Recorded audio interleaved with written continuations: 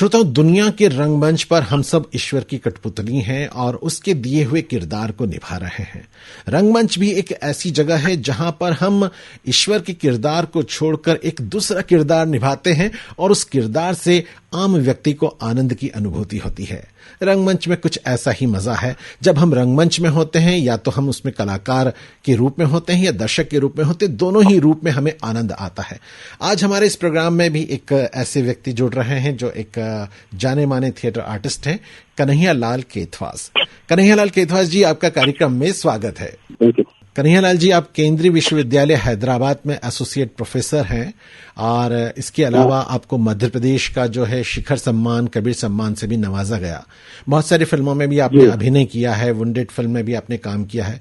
उसके अलावा प्रख्यात रंगकर्मी बंसीदादा सतीश दवे के साथ आपने काम किया है और जो विदूषक शैली में भी आपने काफी काम किया है। आज का ये जो दौर है, आज का जो ये संकट का काल है, इस संकट के काल में जो एक तनाव अपने आप से हर व्यक्ति ने अपने ऊपर ओढ़ रखा है, इस तनाव को दूर करने में बहुत बड़ी भूमिका निभाते हैं हमारे एक्टर्स, हमारे कलाकार।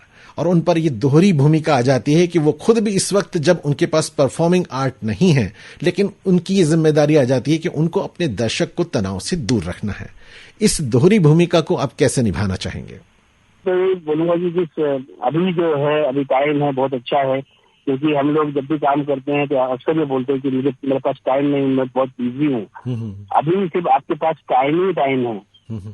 आपको टाइम मिला है, आप उसका भरपूर उपयोग कर सकते हैं, पढ़ने में, लिखने में, अपने ऊपर, सेल्फ वर्क के ऊपर, as an actor, as an director, as an designer, और एक अच्छी प्रैक्टिस करके अपने आप को निखार सकते हैं। नहीं तो फिर ये समय बाद में नहीं आएगा। मुझे लगता है इसका भरपूर उपयोग करना चाहिए। अगर आपके पास टाइम है, होता है कि भाई आप एक खाली समय में कितना अपने आप को बिजी रखेंगे, तो मैं तो बोल रहा हूँ कि जब तक मन लगता है लगाए रखिए। नहीं तो आप पेंटिंग करने लग जाइए, नहीं तो आप घर के कॉर्नर्स को सजाने लग जाइए। अपने घर को देखिए, आपको बहुत सारे विजुअल, बहुत सारे आपको विजन दिखाई देंगे, वो काफी चीजें दिखाई देंगी। तो कहीं ना कहीं और मैं आर्टिस्टों से भी ये रिक्वेस्ट करूंगा, प्लीज अभी के समय में अपने आप को बिजी रखें, खाली ना रखें। जहाँ बोलते हैं ना कि खाली दिमाग शैतान का, तो बेस्ट ये कि अपने आप को जितना बिजी रखेंगे उतना आपके लिए फायदेमंद है। और जितना पढ़ें, जितना पेंटिंग करें, जितना अपने आप को बिजी रखें, सिंपल सा है। मैं ये जानता हूँ और मैं भी यही करता हूँ। कन्हैया जी, आप नहीं है तो कम से कम आप ढोल नगाड़े लगा दीजिए, आप नाचिए, आप घर में नाचिए। जी, बहुत अच्छी बात आपने कही। होगी तो कम से कम आपके शरीर को फायदा होगा ही। सही जी। कन्हैया जी, आपने बहुत अच्छी बात की और आपकी इस बात से ये बात मैं अपने तमाम श्रोताओं को क्लियर करना चाहूंगा कि कन्हैया जी जो हमसे कह रहे हैं कि अपने आप को बिजी रखें। सोचिए कि जब आप फिल्म देखते हैं, थिएटर देखते हैं, तो आपके अंदर भी कुछ चलता है। आप चाहे एक्टर ना हो, आप कलाकार ना हो, लेकिन आपके मन में लगता है कि शायद मैं भी ऐसा एक्टर रहूं, या मैं भी गाने गा सकूं, या मैं भी डांस कर सकूं। आप अपने कमरे में बंद है, कांच के सामने, जैसे कन्हैया जी ने कहा है कि कांच के सामने आप एक्टिंग कीजिए, कांच के सामने आप डांस कीजिए, आप अपनी पेंटिंग, अगर आपको नहीं आती, आपको पेंटिंग बनाने का मन करता है, पेंटिंग बनाइए। आपको वो आनंद आएगा, वो मजा आएगा जो आप करना चाहते थे, आप कर नहीं पाए, लेकिन आप अपने साथ, अपने ही वातावरण में ये कर पाएंगे। आप national school of drama Delhi से पास आउट हैं और वहां से राष्ट्रीय नाट्य विद्यालय से आप निकले हैं। काफी हिंदुस्तान के बाहर भी आपने काफी शोज किए हैं और जो है मध्य प्रदेश नाट्य विद्यालय में भी आप असिस्टेंट डायरेक्टर के पद पर भोपाल में रहे हैं। जो आपका ये सफर है नाटकों का, नाटकों से फिर फिल्मों का, और नेपथ्य में भी, टेक्निकल भी आपने काफी काम किया है, तो ये बचपन से आज तक का ये सफर है, इसके बारे में थोड़ा सा बताएं। बचपन में क्योंकि पिताजी खुद रेलवे में थे, तो विभाग आते थे, और मेरा परिवार खुद जो उत्तर प्रदेश में जन्म मेरा उधर वहाँ का है, लेकिन मेरा पढ़ाई और क्षेत्र जितना भी है सब मैंने उज्जैन में किया है मेरा। बट मेरे परिवार में भी कोई काफी लोक नाट्य होते हैं, मतलब काफी जाति के नाम से पक्षियों होता है, जो जाति का वहाँ पे काफी प्रचलित है। तो उससे भी मैं जुड़ा रहा हूँ, नौटंकी से भी मैं जुड़ा रहा हूँ। लेकिन कहीं ना कहीं मेरे अंदर, ब्लड के अंदर, मेरे फादर का भी जो विवाह गाते थे, उसका भी एक ब्लड में कहीं ना कहीं वो आए हैं। और रहा बचपन से, तो मैं कैलाश चौहान जी का बहुत आभारी रहूंगा जिंदगी भर, क्योंकि वो मुझे 84-85 में बालमंच में लेकर आए और वहां से फिर मुझे ऐसा गुरु मिला सतीश दवे नाम का, जिसने मुझे दृष्टि दी चीजों को देखने का, और उन्होंने ही मुझे रंग दर्शक तक पहुंचाया है।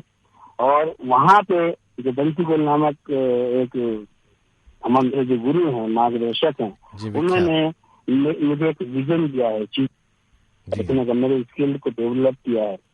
और मैं आज भी जो सतीश सर के, अपने बंसी गोल जी के, अंजना पुरी जी हैं, संजय उपाध्याय जी हैं, यहाँ पे तो मेरी वाइफ गोमती है, मैं उससे भी कहीं न कहीं चीजें लेता रहता हूँ। कहीं न कहीं मुझे मार्गदर्शन देते रहते हैं, मुझे चीजें बताते रहते हैं कि नहीं, अब आपको ये करना है, आपको करना है।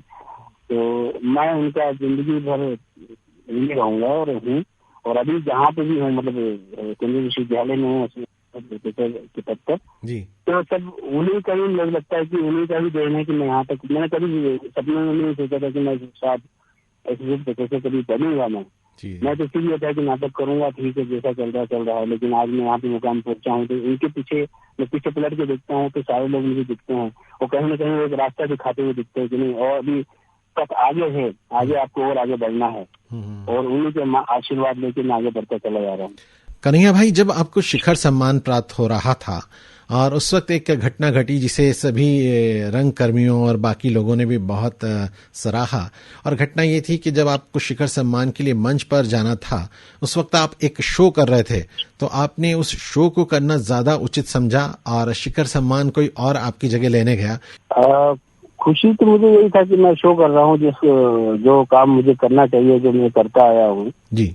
और एक्टिंग का ही, और एक्टिंग की वजह से मुझे शिखर सम्मान मिला, इस काम की वजह से शिखर सम्मान मिला, तो मैं इस काम को नहीं रोक सकता था। और मेरे को लगता है कि ये मेरे लिए बहुत खुशी का पल था कि आज मुझे शिखर सम्मान मिल रहा है, और आज ही की जी जी। हालांकि जगह अलग अलग थी। हाँ। मैं उज्जैन में था, शिखर सम्मान भोपाल में मिल रहा था, लेकिन उसके लिए भी मैंने अपने, अगर मेरे फादर होते, जीवित होते, तो वो लेने जाते, लेकिन मेरे बड़े भाई जो वहाँ इंदौर में ही सब इंस्पेक्टर है, मैंने उनको बोला कि आप जाइए लेने के लिए, ताकि उनको भी एक मालूम पड़े कि नहीं, मेरा भाई क्या कर रहा है, आज उनको मिला। तो उनको भी जब वहाँ के जो कल्चर मिनिस्टर जो उन्होंने दिया उनको मध्य के, तो उनको बहुत खुशी हुई कि उनको लगा कि शायद मैं कोई दायित्व ले रहा हूँ, किसी का दायित्व मैं ले रहा हूँ। और मुझे खुशी हुई कि मेरे भाई ने उसको एक्सेप्ट किया, स्वीकारा। कन्हैया भाई, आपका एक जो है एनएसडी के पहले एक नाटक था जो बहुत चर्चित हुआ था, एक नहीं कुछ नाटक थे, जिसमें से एक नाटक मूंजी भी था जो मालवी में हुआ था, और मोलियर का नाट्य रूपांतर था, और उसमें आपने छगन का रोल किया था, अगर आपको याद हो तो। हाँ जी। और बहुत कॉमेडी और बहुत पॉपुलर था, याद है आपको उसके कुछ संस्मरण? संस्मरण ये है कि जैसे ये 90 की बात है, छोटा सा कैरेक्टर था, तो मेरे पास उस समय इतना पैसा नहीं हुआ करता था, तो मेरे जो डायरेक्टर थे जगरूप भाई, मैंने बोला कि भैया मुझे 5-6 रुपए दे दो, मेरे काम है। ये क्या काम है? बोले मेरे काम है मुझे, तो उन्होंने 10 रुपए दिए कि ये लो 10 रुपए। मैं कीर्ति मंदिर में शो था, मैं भाग के गया ऋषि नगर में, वहाँ पे नाई की दुकान पे गंजा होके आ गया। अच्छा। चुपचाप आके बैठ गया, और जैसे आगे अपना जो कपड़े थे, जो कॉस्ट्यूम थी मेरी फटी पुरानी, और चड्डी थी पत्ते वाली, वो पहन के चल दिया कोने पे, एंट्री आई। जैसी एंट्री आई और जैसे मैं एंटर किया, पूरा गंजा, और मैं निकला वहाँ पे, तो सारे यहाँ पे क्लास भाई सारे लोग देखे कि इसको क्या होगा क्या। और तो वहां से वो क्लिक किया, वो कहीं एक बोलते हैं कि कई लोगों ने बोला कि पूत के पाँव पालने में नजर आते हैं, तो कई लोगों ने मुझे सराहा, प्यार दिया। उसकी वजह से 2 साल तक गंजा रहा, मतलब 90 से 92 तक। हाँ, जब तक वो शो रहे तब तक आपके बाल नहीं बढ़े। हाँ, 1-1.5 महीने में शो होता था, मुझे बाल कटवाना पड़ता। और एक घटना ये है कि कैलाश भाई मुझे मारते थे, कि मेन रोलों करते थे, सबसे मारते थे, मुझे लगती थी, मुझे कैलाश भाई बहुत एक्टिंग अच्छी बात है, लेकिन आप तो रियल मारते हो। हाँ। एक शो में उन्होंने नहीं मारा। हाँ। मुझे लगा कि मजा नहीं आ रहा है अभी, जैसे आप करते तो वैसे ही करिए। तो कर्म के लिए मार खाना कबूल था। हाँ जी। तो रहा गंजे को लेके, जब गंजा में बाहर रहता, मतलब घूमता था, तो घर बाकी लोग दोस्त वगैरह पूछते क्या कुछ घर में कुछ ऐसा कुछ हो गया, मतलब नहीं, ऐसा नहीं है, शो था, ऐसा है। आपकी एक साइकिल भी हुआ करती थी, आपकी एक साइकिल भी हुआ करती जो बहुत पॉपुलर थी। वो साइकिल अभी भी कहाँ जहाँ भी होगी, ईश्वर करे किसी ने दे रही होगी। तो साइकिल के बारे में थोड़ा सा बताएं। मेरा सारा एजुकेशन वो साइकिल में सिर्फ पहिए थे, उसके नाम से कुछ नहीं था। हाँ, ना ब्रेक था ना कुछ था, बस 2 पहिए थे। और हाँ, 2 पहिए थे। हाँ। और ब्रेक हम मतलब पैर से लगाते थे, ब्रेक जब भी चिल्लाते थे ब्रेक से पहिए से लगाते थे। जी। तो और एक बार वो चोरी भी चली गई थी वो साइकिल। अच्छा, वो साइकिल भी चोरी हो गई? चोरी चली गई। अच्छा। साइकिल चोरी चली गई क्योंकि उससे लगा हो गया था वो। मेरे जो बड़े भाई कहा गया विजय वर्मा जी, उनकी साइकिल थी वो। तो वो चोरी के बाद में क्या कहा तो मालूम पड़ा कि 2 बच्चे कहीं चला रहे थे। मैं गया वहाँ पे, मेरी साइकिल है जो वो लेके चले गए। उनके घर पे गया मैं, मेरी साइकिल है जैसे ऐसा थी, उन्होंने घर वालों ने नहीं पता। तो वहाँ पे मैंने क्या थाने की रिपोर्ट भी लिखाने के बाद में साइकिल चोरी करी। अब मैं क्या बोलूँ कि साइकिल किसी को बोले तो पहिए थे, वो था साइकिल में कुछ भी नहीं था, बस 2 पहिए थे। लेकिन मुझे लगाया था कि मेरी साइकिल है वो। जी। और उसने बहुत सपोर्ट किया मेरी पढ़ाई में। और कि हम लोग उससे लेके चाहे विजय भाई हो या आप ही क्यों ना हो या रवि हो या दिनेश राज हो, जो उस समय जैसे मनीष हो, अपने पंड्या हो, जितने भी लोग मेरा जो सर्कल रहा है, मतलब जो सर्कल रहा है काफी बहुत सबने काफी हेल्प करी। यहाँ तक कि सतीश सर ने तो मेरे यहाँ तक कि मेरा जो 12th तक का जितना भी एजुकेशन है सतीश सर ने ही करवाया, उन्होंने ही पढ़वाया है। लेकिन वो नहीं होते शायद मैं पढ़ नहीं जाता था। जी आगे नहीं बढ़ पाता जी। आप पहले भी बहुत डाउन टू अर्थ थे और हमेशा जमीन से जुड़े रहे, और आज भी इतनी उपलब्धि पाने के बाद भी आप बिल्कुल वैसे ही सहज सरल हैं। कहीं मन में कोई वो चीज नहीं आई, घमंड नहीं आया। हम कहेगा जी। उम्मीद करते हैं कि वो साइकिल फिर से मिले और आप अपने दोस्तों को उसी साइकिल पर बैठकर फिर से घुमाएं, और तो उसके आनंद कुछ और होंगे। लेकिन आनंद की बात आती है तो कन्हैया भाई, आपने काफी फिल्मों में भी काम किया है, नेपथ्य में भी काम किया, टेक्निकल भी आपने काम किया। अगर बातचीत करें तो बहुत लंबा समय आपकी उपलब्धियों पर बातचीत करते करते बीत जाएगा।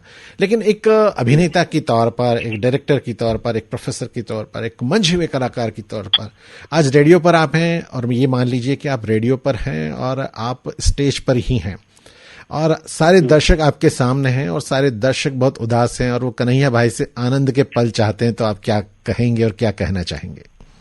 मैं तो जो कोरोना काल है इसी को ही बनाना चाहूंगा, क्योंकि मैं अभी सोच भी रहा हूँ उसके ऊपर एक नाटक का, क्योंकि जो इसके लक्षण हैं और इसका जो रोकथाम है, वो सारी चीजों को लेकर पूरा एक नाटक। देन इस दौरान जो घटा है उसको एक फिजिकल लेवल पर कलामी शैली में उसको रखली था उसको, और उसका नाम भी मैंने दिया है हम नहीं सुधरेंगे। क्या? हेलो, हम नहीं सुधरेंगे।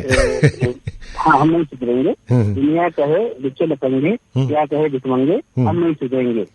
इस तरीके से पूरा है गाने हैं उसके अंदर। और जो क्लाउन के मार्फत से, एक हास्य के माध्यम से उसको मतलब उन चीजों को, उन रियलिटी को पब्लिक के सामने लाना है। मुझे तो लगता है कि हंसी के माध्यम से अगर हम लेते आएंगे सारी चीजें जल्दी सुधरेंगी। जी कन्हैया भाई, आपके जिंदगी के ये मजे जो हैं हमेशा बरकरार रहें और आप तमाम दर्शकों को भी आनंद देते रहें। आपने हमसे बातचीत की, बहुत अच्छा लगा। और अब हम आपको जो है आनंद देना चाहते हैं, कोई आपकी पसंद का गीत जो हम इस वक्त रेडियो से प्ले करें और आप अपने घर बैठे उसका आनंद लें। कोई ऐसा गीत जो आपको बहुत पसंद हो।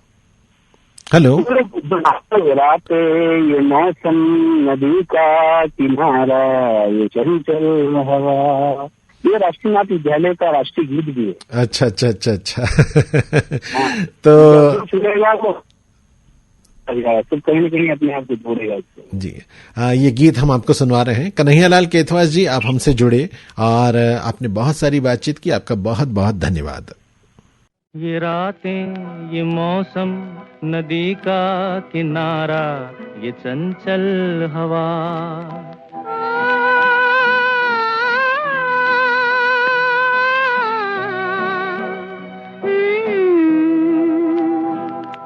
ये रातें, ये मौसम, नदी का किनारा, ये चंचल हवा, कहा दो दिलों ने कि मिलकर कभी हम न होंगे जुदा, ये रातें, ये मौसम, नदी का किनारा, ये चंचल हवा।